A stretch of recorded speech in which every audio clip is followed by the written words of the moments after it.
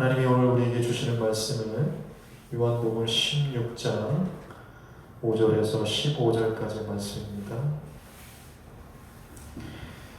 요한복음 16장 말씀입니다. 요한복음 16장 5절에서 15절까지 말씀입니다. 같이 합독할 텐데요. 요한복음 16장 성경을 다 찾으셔서 요한복음 16장 5절에서 15절까지 우리 다 같이 합독합니다. 지금 내가 나를 보내신 이에게로 가는데 너희 중에서 나더러 어디로 가는지 묻는 자가 없고 도리어 내가 이 말을 함으로 너희 마음에 근심이 가득하였도다. 그러나 내가 너희에게 실상을 말하노니 내가 떠나가는 것이 너희에게 유익이라. 내가 떠나가지 아니하면 구의사가 너희에게로 오시지 아니할 것이요 가면 내가 그를 너희에게로 보내리니 그가 와서 죄에 대하여 의에 대하여 심판에 대하여 세상을 책망하시리라. 죄에 대하여라 함은 그들이 나를 믿지 아니하며 의에 대하여라 함은 내가 아버지께로 가니 너희가 다시 나를 보지 못하며 심판에 대하여라 함은 이 세상 임금이 심판을 받았습니다.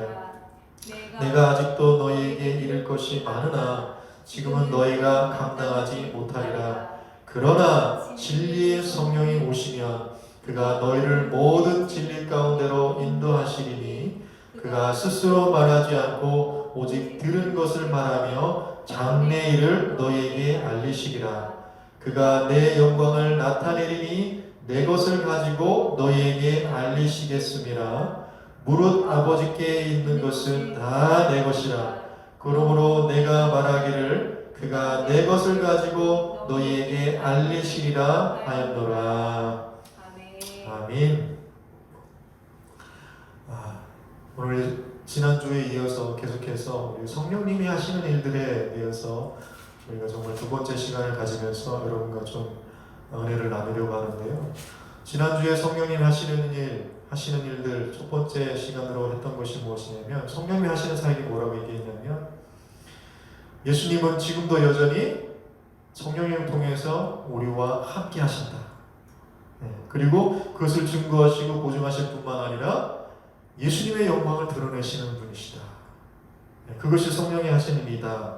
그런 말씀을 드렸습니다. 그래서 성령 충만이라는 것은요, 예수님만으로 충분함을 알아가는 것이 성령 충만입니다. 다시요, 성령 충만이라는 것은 예수님만으로 충분함을 알아가는 것이 성령 충만이에요. 그래서 여러분, 이렇게 예수님만으로 충분함을 그것을 알려면 어떻게 해야 되는가? 먼저는요, 예수님밖에 남는 것이 없어야 됩니다. 예수님만으로 충분함을 알기 위해서는 가장 먼저가 되는 게 다른 게 아니에요. 예수님밖에 우리 삶에서 남는 것이 없어야 돼요. 이것을 위해서 성령님이 인도하시고 성령님이 깨닫게 하시고 성령님이 모든 진리 가운데 우리를 인도해 주시는 거예요. 점점점 믿음이 깊어하고 예수님 다시 오실 날 우리의 신앙이 깊어가고 신앙이 깊어할수록 우리 안에 남는 것은 예수님만 남아야 되는 거예요. 바라기는 다음의 성도들은 이렇게 예수님만 남게 되는 성령 충만한 그런 복된 인생들이 다 되시기를 예수님의 이름으로 축복합니다. 그러니까 성령 충만은 예수님만 남는 거예요. 이것을 한번 잘 생각해 보세요. 이것을 잘 생각해 보시면 성령으로 정말 가득한 사람은요, 자신들이 성령으로 가득한다는 것을 거의 인식하지 못합니다. 다시 말씀드립니다. 성령으로 정말 충만한 사람과 성령으로 가득한 사람들은 자신이 성령으로 가득하다는 것을 인식하지 못해요. 왜 그렇습니까? 성령님은 오직 누구에게만 집중하세요? 성령님 자신에게 집중하는 것이 아니라 오직 예수님에게만 집중하기 때문이에요. 그래서 성령으로 가득하다는 것은 예수님만 남는 것이 되고 예수님만 충만하게 되는 것, 이것이 성령 충만의 의미인 것입니다. 여러분, 성령님은 예수님께 무대의 중앙을 양보하시는 분이십니다. 여러분, 본문의 순서상으로 볼 때에 마지막 부분에 나오는 이야기인데 오늘 먼저 이야기하는 것은 지난주에 이야기했던 성령이 하시는 일들과 좀 연관지어서 우리가 이야기하면서 이야기를 시작하려고 하기 때문에 좀 마지막 부분을 먼저 이야기하게 되는데요. 지난주와 연결되어져서 성령님은 예수님만을 드러내신 분이다. 이것에 대해서 우리가 좀 더 자세하게 살펴보고 그 다음에 성령님이 하시는 일들, 여러 가지 일들에 대해서 우리가 좀 중요한 것들을 계속해서 살펴보기를 원합니다. 여러분, 마틴 루터가 이런 말을 했습니다.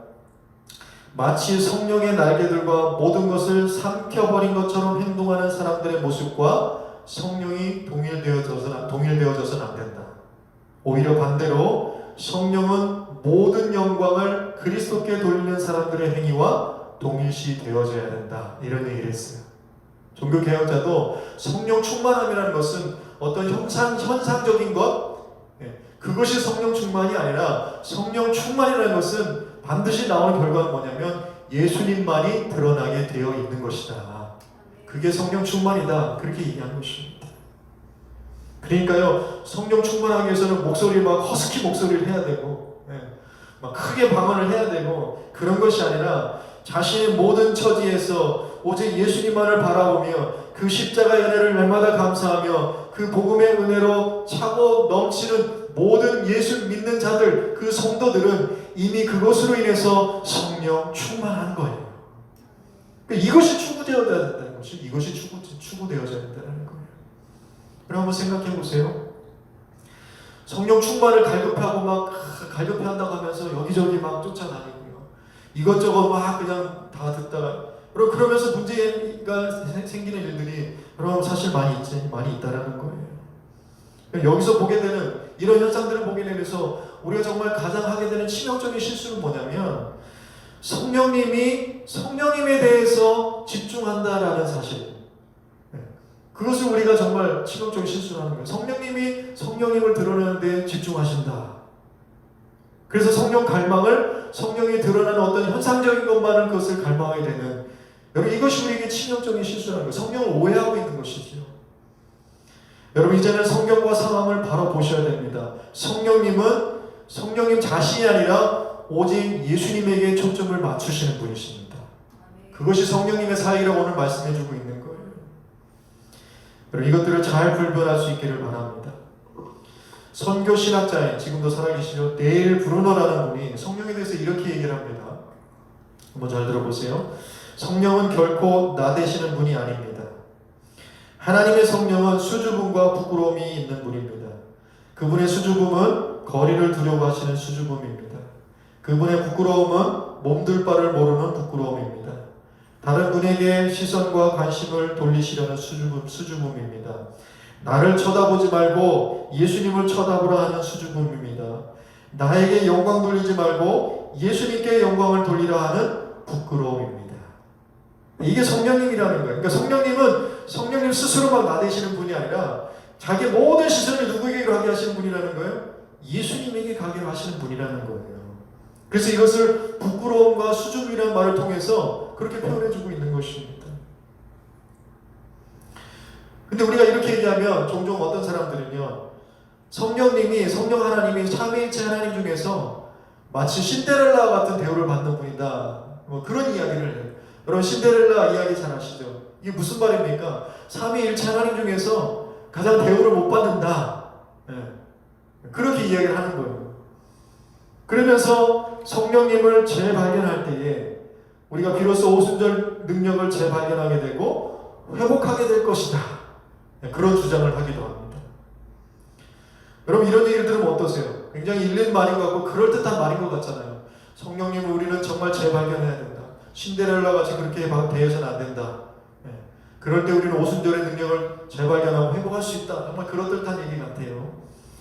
그러나 여러분 오늘 본문 13절 14절 말씀을 보세요. 오늘 본문 말씀은 뭐라고 되어 있습니까? 그러나 진리의 성령이 오시면 그가 너희를 모든 진리 가운데로 인도하시리니 그가 스스로 말하지 않고 오직 들은 것을 말한다. 성령님은 스스로 말하시는 것이 아니라 들은 것을 말하시는 분이라는 거예요. 장래일을 너에게 알리시리라 14절 말씀이요. 그가 내 영광을 나타내리니 내 것을 가지고 너에게 알리시겠느니라. 이렇게 말씀하고 있습니다.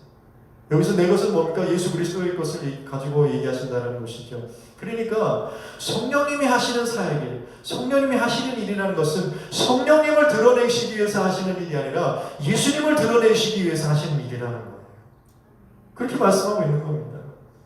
그러니까요, 성령님은 자기가 무시당한다 하더라도, 마치 자기가 신데렐라 같이 구박당하고 대접받지 못한다라도 전혀 상관하지 않으시는 분이십니다.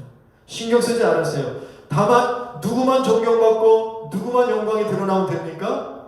바로 예수님만 영광받고 예수님만 드러나면 되는 거예요. 우리가 이것을 오해하면 안 되는 것이죠. 성령님은요, 사람들이 예수님에게 관심을 가지기만 한다면, 그리고 예수님에게 집중하기만 한다면 내가 드러나지 않고 나에게 영광이 들어오지 않더라도 전혀 상관없으신 분이십니다. 그리고 이것이 성령 하나님을 절대 무시하는 게 아니에요. 그분이 하시는 일이 그 역할이라는 것이죠. 이것을 볼 때에 우리가 성령 충만이라고 하는 것은요, 어떤 놀라운 환상을 본다거나 기적 같은 일이나 황홀경에 도취되는 일이라는 것은 그렇게 이해해서는 안 된다는 거예요. 왜냐하면 성령이 하시는 일은 우리의 초점을 예수님께 두게 하시는 일이기 때문입니다. 그러니까 성령 충만이라는 것은 예수님만 남게 되는 거예요. 그게 하시는 일이니까. 그러니까 성령 충만한 사람의 시선은 누구에게만 고정되는 거예요? 예수님에게만 고정되게 돼 있어요. 그 다른 것에 고정되지 않는 거예요. 어떤 현상적인 것에 고정되는 거 아니에요. 그것을 추구하는 게 아니에요. 성령 충만한 사람은 자연스럽게 예수님의 십자가 그 복음만을 추구하게 되어 있어요. 그게 그렇게 말씀해주고 있는 것입니다. 데일 브루너의 말을 다시 한번 또 인용을 해보면 이런 말이 있습니다. 나는 교회에 절실하게 필요한 것이 새롭게 성령에 집중하는 것이라는 주장에 동의할 수 없습니다. 교회들이 새로워지기 위해 성령께 새롭게 초점을 맞추어야 하는 것입니까? 나는 그렇게 믿지 않습니다. 내가 그런 주장에 동의할 수 없는 분명하고도 단순한 이유가 있습니다. 성령이 하는 가장 중심적인 일은 교회로 하여금 반복해서 예수 그리스도께 초점을 맞추는 것이라고 예수님이 말씀하시기 때문입니다. 여러분, 이게 말씀이잖아요. 성령님이 하시는 일은 예수님에게 초점을 맞추는 것입니다. 그래서 성경은요, 성령 충만함과 예수님과의 관계를 좀 더 심각하게 얘기하는 말씀이 있는데요. 여러분, 복음서를 보면 예수님의 신성모독, 그러니까 성령 모독에 대해서 이야기하는 부분도 있어요. 성령 모독. 그 내용의 배경이 뭐냐면 귀신 들린 자를 예수님이 쫓아내십니다. 그렇죠? 근데 바리새인들이 그걸 보면서 뭐라고 시비를 거냐면, 저거는 하나님의 아들이기 때문에 귀신을 쫓아낸 게 아니라 귀신의 왕인 바알세불이기 때문에 그 귀신의 졸개들을 쫓아낼 수 있는 것이다, 이렇게 시비를 거는 거예요. 이게 무슨 말입니까? 예수님은 하나님의 아들이 아니라 저건 귀신의 왕이다. 그 귀신의 왕에 붙잡힌 그런 사람이다. 귀신 들린 사람이다. 뭐 쉽게 얘기하면 그렇게 지금 폄하하고 있는 거, 시비를 거는 겁니다. 근데 이때 예수님이 이렇게 말씀을 해주시지요. 마태복음 12장 31절 말씀은 이렇게 말씀하십니다. 그러므로 내가 너희에게 이르노니 사람에 대한 모든 죄와 모독은 사하심을 얻되 성령을 모독하는 것은 사하심을 얻지 못한다. 이 말씀을 하신 거예요. 그러니까 예수님이 귀신을 쫓아내신 이 사역을 보면서 사단의 그 능력과 권세를 하나님께서 깨트리시는 것을 보시면서 저거는 귀신의 일이야, 이렇게 모독하는 게 성령의 모독이라는 거예요. 그러니까 여기서 성령 모독이라는 건 핵심은 뭐냐면 예수님이 행하시는 일을 인정하지 않는 거예요. 이것은 다른 말로 여러분, 예수님이 하신 일을 인정하지 않는다는 것은 무슨 말입니까? 예수님을 인정하지 않는다는 거예요. 예수님을 불신한다는 얘기가 되는 것입니다. 그러니까 성령 모독은 예수님을 인정하지 않는 것이 성령 모독이에요. 그래서 요한일서 4장 3절에 보면 이런 말씀이 있습니다. 예수를 시인하지 아니하는 영마다 하나님께 속하지 아니했다는 거예요.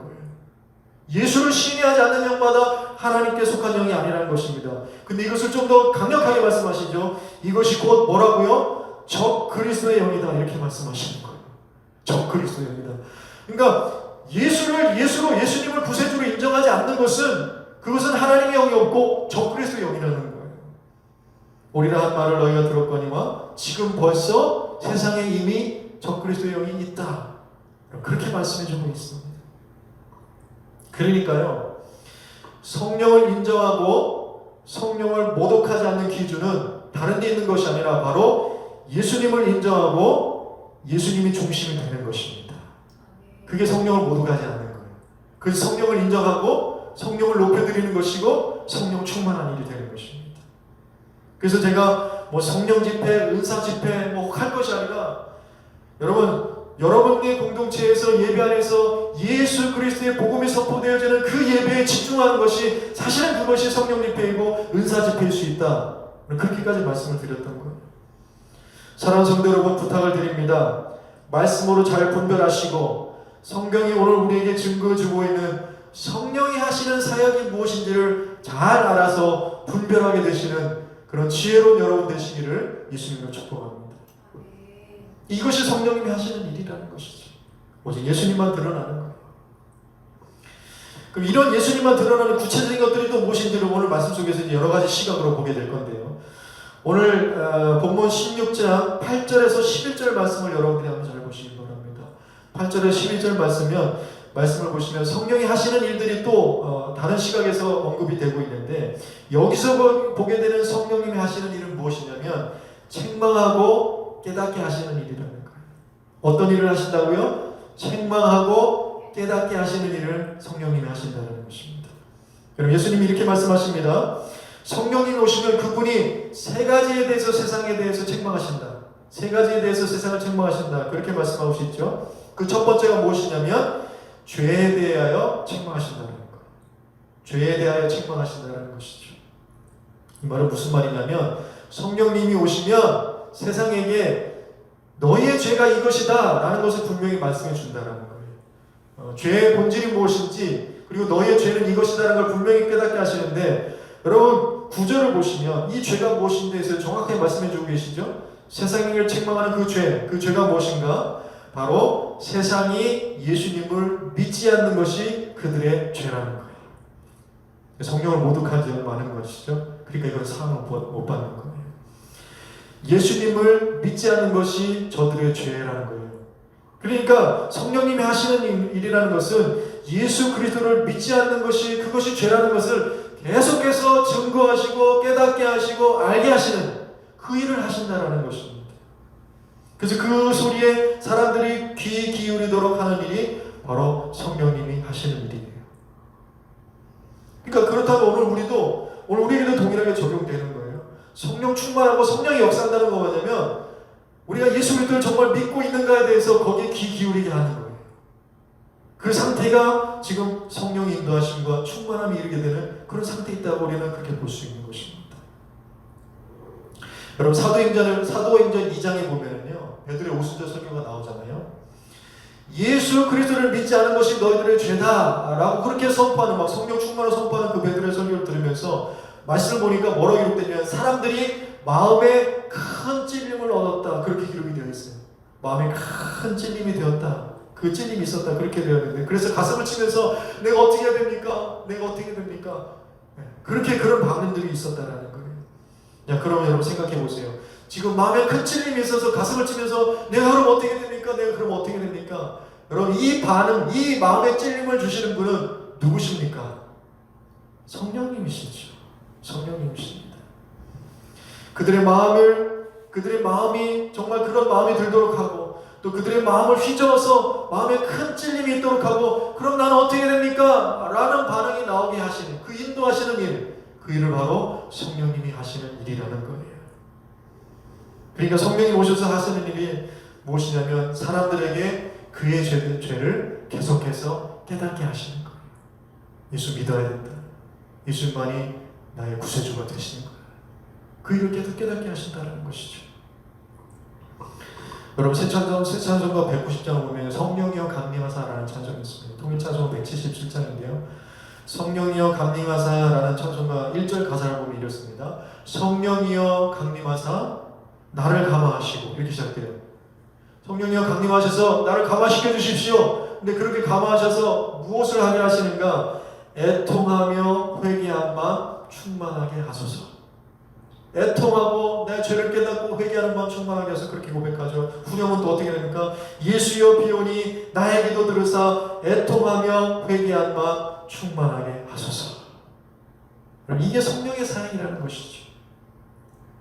그래서 성령 충만한 사람은요, 겸비하여 주께 무릎을 꿇는 사람들입니다. 그리고 십자가 앞에 자신을 내려놓는 사람들이에요. 그리고 십자가의 은혜가 아니고서는 살 수 없다고 고백하는 사람들, 그 사람이 바로 성령 충만한 사람인 것입니다. 여러분, 이런 은혜가 오늘 우리에게 있기를 바랍니다. 그래서 사도 바울의 고백을 보게 되면 그의 일생을 통해서 죄에 대한 자의식이 어떻게 진행되고 있는가를 잘 볼 수 있어요. 죄에 대한 자의식이 어떤 것인가. 회심하고 난 후에 55년경에는 고린도전서 15장 9절에 보면 뭐라고 고백하냐면요, 나는 사도들 가운데 가장 작은 사도다, 이런 얘기를 해요. 지금 자신의 비교치가 누구와 비교되는 거예요? 사도들.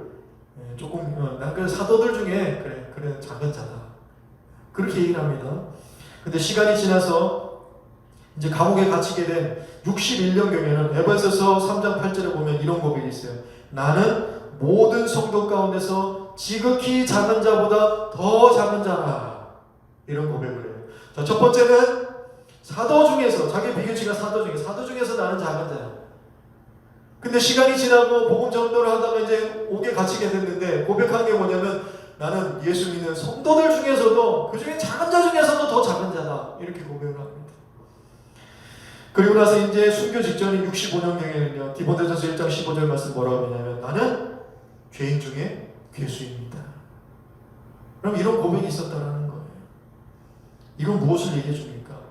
믿음 생활하면 할수록, 헌신하면 헌신할수록, 여러분, 바울은요 점점 더 자신이 십자가 앞에서 죄인이고 그 십자가의 은혜만이 나에게 진정한 필요요 충분이라는 것을, 그것을 고백해 나가고 있다는 거예요.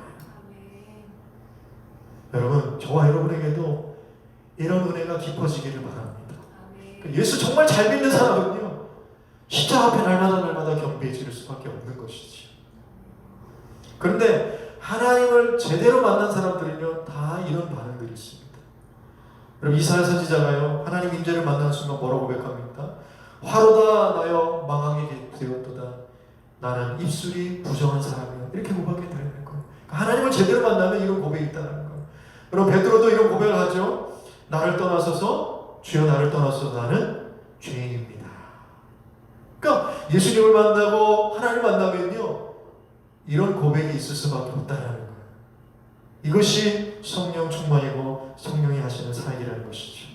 여러분, 왜 이것이 우리에게 필요합니까? 이것이 왜 필요합니까? 이런 고백이 왜 필요합니까? 이런 깨달음이 날마다 왜 필요합니까? 로마서 보면요, 모든 사람이 죄를 범하였음에 하나님의 영광에 이르지 못하는 거예요. 이것이 모든 사람들의 본질적인 상태입니다. 모든 사람들은 죄를 범했어요. 그래서 하나님의 영광에 이를 수가 없는 겁니다. 그런데 에베소서 보니까 뭐라고 말씀해 주시냐면, 허물과 죄로 죽었던 우리를 살리시는 분이 누구십니까? 예수 그리스도세요. 모든 사람이 죄를 범하였기 때문에 그 허물과 죄로 죽을 수밖에 없는 우리를 살리시는 분이 바로 예수 그리스도라는 것이지요. 그래서 그 예수님께로 돌아가고 회개하고 자복하고 그 죄를 고백하고 하나님께 나아가는 것, 여러분, 이것이 바로 성령이 하시는 일이고 성령 충만한 자의 모습이 되는 것입니다.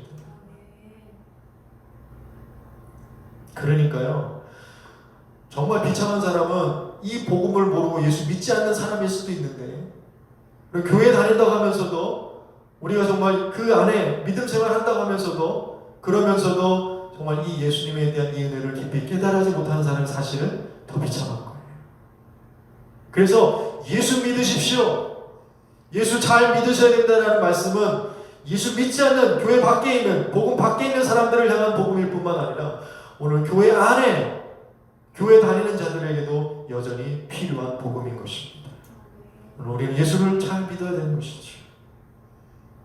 여러분, 이런 성령 충만함이 오늘 우리 안에 넘쳐나기를 소원합니다.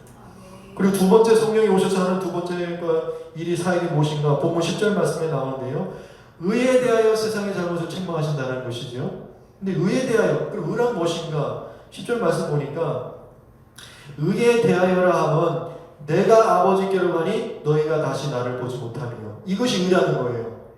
이것에 대해서 세상을 책망하신다는 거죠. 이게 무슨 말입니까?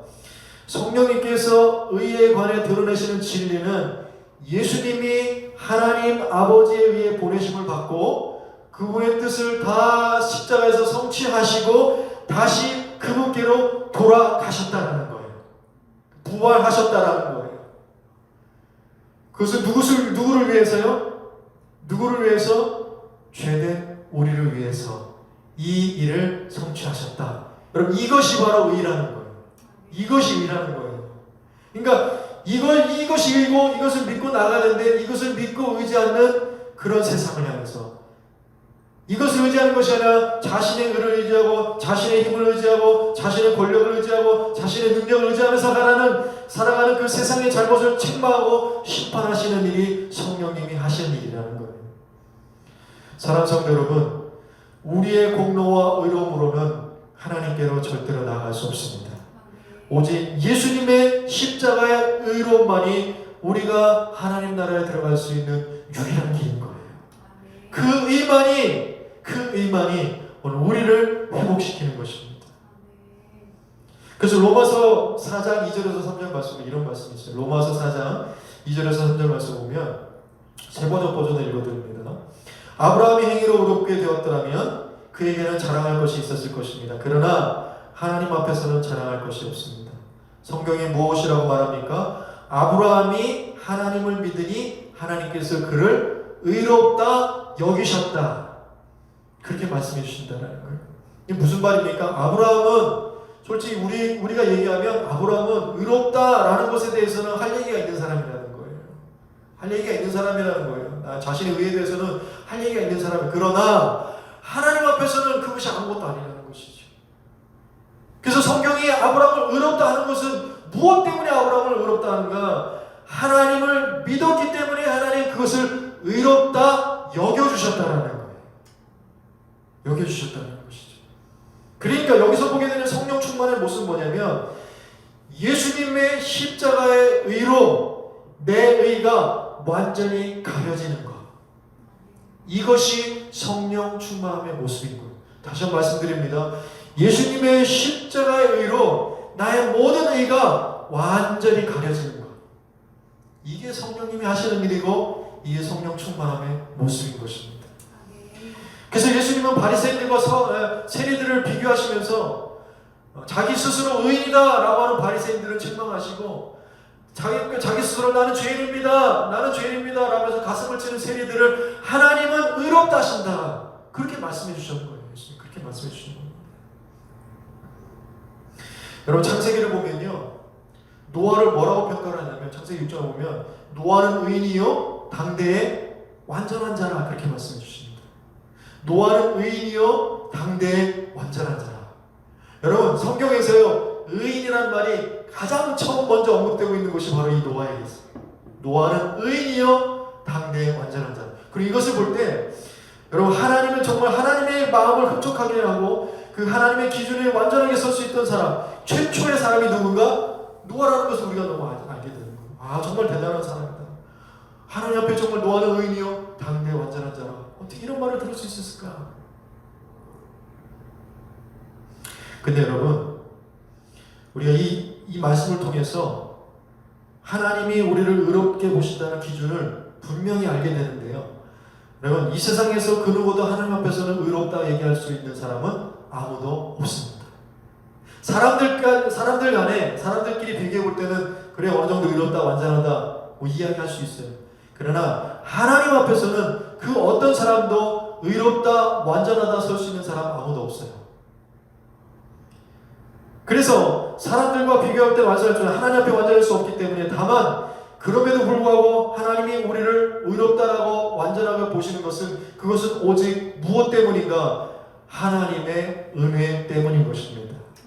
하나님이 은혜를 주시는 거예요. 그래서 하나님의 말씀대로 그 말씀대로 살려고 발버둥 치는 사람들에게 하나님은 긍휼과 자비를 베풀어 주셔서 그 은혜로 말미암아 우리는 때로는 흠이 있고 부족하고 연약하지만 하나님은 그 긍휼로 인해서 그 은혜로 말미암아 우리를 의인이라 의롭다 봐주시고 우리를 완전하다 여겨주시는 거예요. 노아도 의인이고 당대 완전한 자였지만 홍수 위에 술 먹고 실수하잖아요. 그런 연약함이 있는데도 하나님은 그를 의롭다 봐주시는 것이죠. 그러니까 이것이 바로 하나님의 은혜인 것입니다.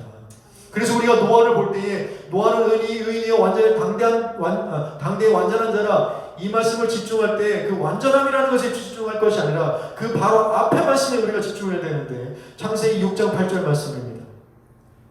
창세기 6장 8절 말씀은 이렇습니다. 그러나 노아는 여호와께 무엇을 입었어요? 은혜를 입었더라.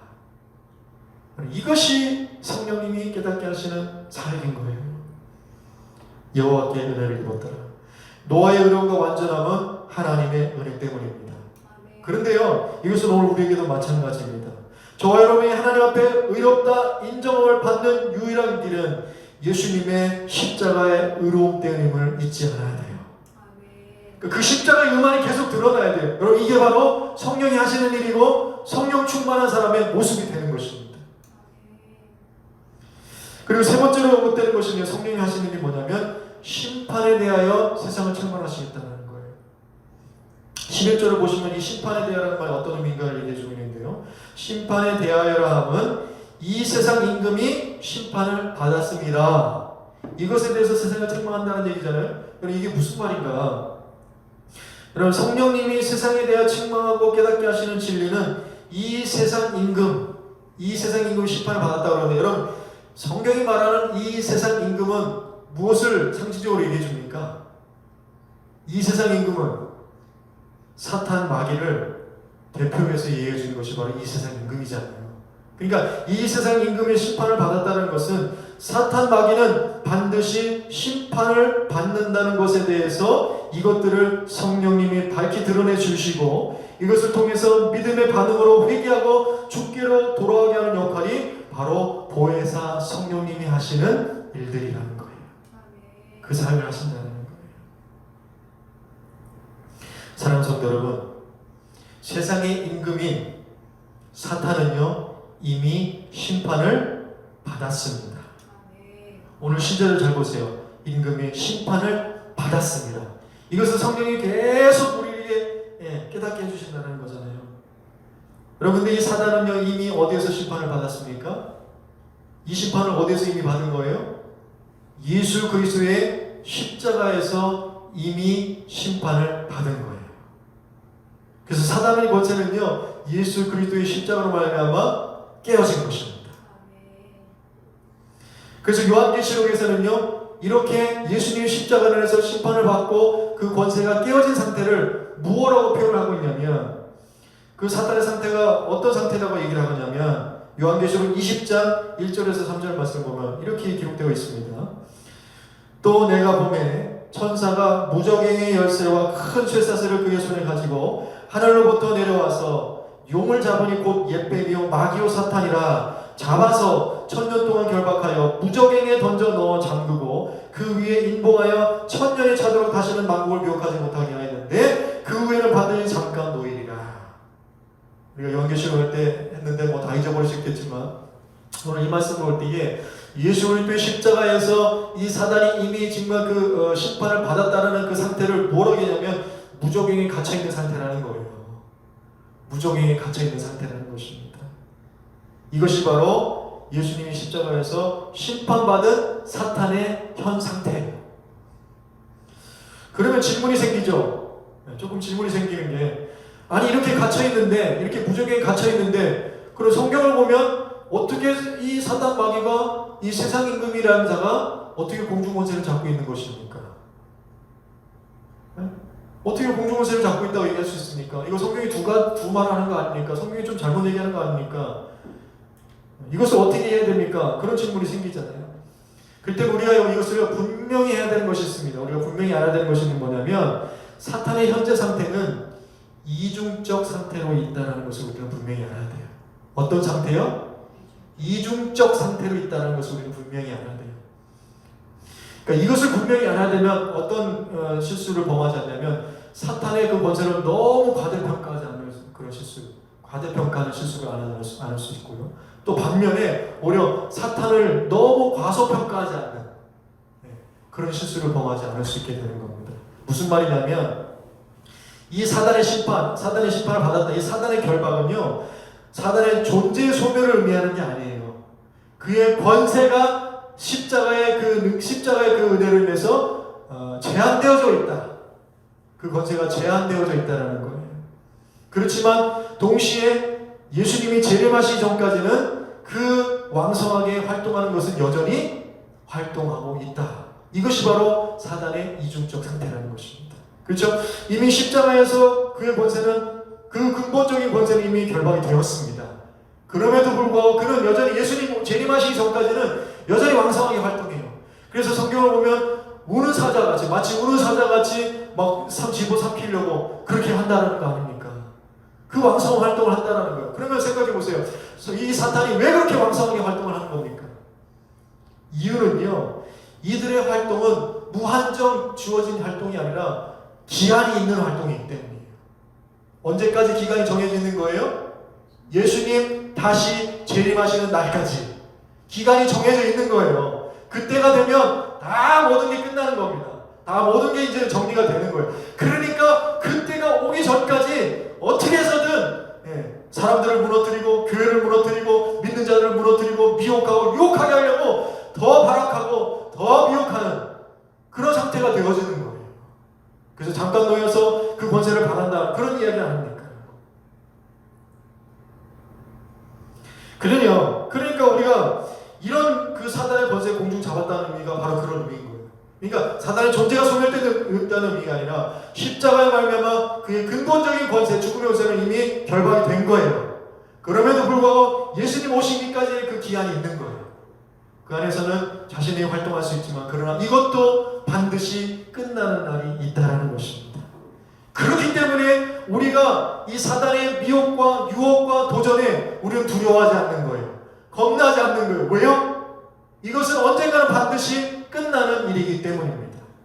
우리가 고난을 당하고 어려움을 당하고 때로는 정말 낙심하더라도 우리에게 정말 그것이 소망이 되고 희망이 될 수 있는 것은 그것이 언젠가는 끝난다는 것을 알게 될 때에 우리는 다시 한번 힘을 얻게 되는 거예요. 그러니까 이것을 볼 때요, 믿음의 인내라는 것의 핵심이 이것입니다. 믿음의 인내라는 것의 핵심이 뭐냐면 사단의 권세는 언젠가는 반드시 끝난다는 거예요. 여러분, 이런 믿음으로 승리하는 삶 살아가시기를 축복합니다. 그러니까요, 심판을 받았어요. 그럼에도 불구하고 이 공중권세 잡은 이 사단의 권세는 우리를 미혹하고 도전하고 교회를 무너뜨리려고 성도를 넘어뜨려요. 근데 그런 가운데서도 우리가 그것을 두려워하고 막 떨려하고 그것을 막 미혹되는 것, 그렇게 않을 수 있는 이유는 이것은 반드시 끝나기 때문이라는 것입니다. 그러니까요, 여기서 보게 되는 성령 충만의 모습은 항상 예수님의 재림을 사모하며 사는 모습이라는 것을 알게 되는 거예요. 예수님 다시 오신 날을 사모하면서 살게 되는 것, 이것이 바로 성령 충만의 모습인 것입니다. 그러니까요, 여러분, 이런 성령 충만한 모습, 이 모습으로 예수님 다시 오실 때까지 이 기간을 십자가의 은혜로 승리하며 살아가시기를 축복합니다. 그래서 골로새서 2장 15절 말씀이요, 이런 말씀이 있습니다. 통치자들과 권세들을 무력화하여 드러내어 구경거리로 삼으시고 십자가로 그들을 이기셨느니라. 주님 다시 오실 때까지 우리는 이 믿음으로 살아가는 거예요. 십자가로 이 모든 권세를 이기셨느니라. 이걸로 우리는 승리하며 살아가는 거예요. 여러분, 이것이 바로 죄에 대하여, 의에 대하여, 심판에 대하여 세상을 책망하시는 성령님의 사역인 것입니다. 이게 성령님이 하시는 일이에요. 이 일 가운데 이 일들을 다 종합해 보면 또 한 가지 또 정리되는 게 있죠. 오직 누구에게 또 초점이 맞춰지고 있습니까? 예수 그리스도의 그 십자가 구원의 은혜에 또 맞춰지고 있는 거예요. 그래서 마지막으로 성령님이 하시는 일은 무엇인가? 본문 12절과 13절에서 언급되고 있는데요, 마지막으로 우리가 다루고자 하는 성령님이 하시는 일은 믿는 자들을 도우시고 그 믿는 자들을 인도하신다는 거예요. 성령님은 믿는 자들을 도와주시고 그들을 인도해 주십니다. 본문 13절 말씀 보면 이렇게 기록이 되어 있어요. 그러나 진리의 성령이 오시면 그가 너희를 모든 진리 가운데로 인도하시리라. 그가 스스로 말하지 않고 오직 들은 것을 말하며 무슨 일을 너에게 알리시겠다고요? 장래의 일을 너에게 알리시리라. 이렇게 말씀해 주고 있어요. 그러니까 이걸 얘기하면 장래일을 너에게 알리시겠다. 이 말은 성령이 임재하셔서 성령이 충만하면 뭐 미래에 일어날 뭐 예언을 한다. 뭐 로또 번호를 뭐 알려주신다. 이런 얘기를 하는 게 아니라 성령님은 하나님의 자녀들을 모든 진리 가운데로 인도해 주신다는 거예요. 더 정확히 말하면 성령님은 우리가 가야 할 길과 우리의 방향을 밝히 보여주시고 잡아주신다는 거예요. 이게 성령님이 하신다는 일이에요. 여러분 베드로를 보십시오. 베드로가 고넬료의 집으로 갈 수 있었던 것은 누구 인도하심이 있었던 것입니까? 성령님의 인도하심이 있었기 때문이에요. 사도 바울이 자신의 선교 여행 가운데 자기의 선교 여행 계획을 다 물리치고 마게도냐로 넘어갔던 것은 누가 인도했기 때문이에요? 성령님이 인도했기 때문이에요. 베드로의 선교적인 열심이 고넬료 집을 찾아간 것이 아닙니다. 바울의 선교적인 열정이 여러분 마게도냐로 찾아간 게 아니에요. 성령님의 순종하였을 때 성령님께서 그들을 그 길로 가시게 인도하셨다라는 거예요. 그렇다면 여기서 중요하게 정리되는 것이 있지요. 성령님이 교회를 인도하신다는 것입니다. 지금 이 시대 가운데 성령님이 교회를 인도하신다는 거예요. 우리의 열심과 우리의 열정이 교회를 인도하는 게 아니라 성령님이 교회를 인도하신다는 거예요. 좀 더 구체적으로 얘기하면요, 그 성령이 하시는 사역들로 하시는 일들 가운데 성령 충만한 하나님의 자녀들과 함께 주의 몸된 교회를 인도해 가신다는 거예요. 여러분 이해되십니까? 이게 바로 성령 충만한 모습이라는 것이죠. 성령님이 하나님의 자녀들을 인도하십니다.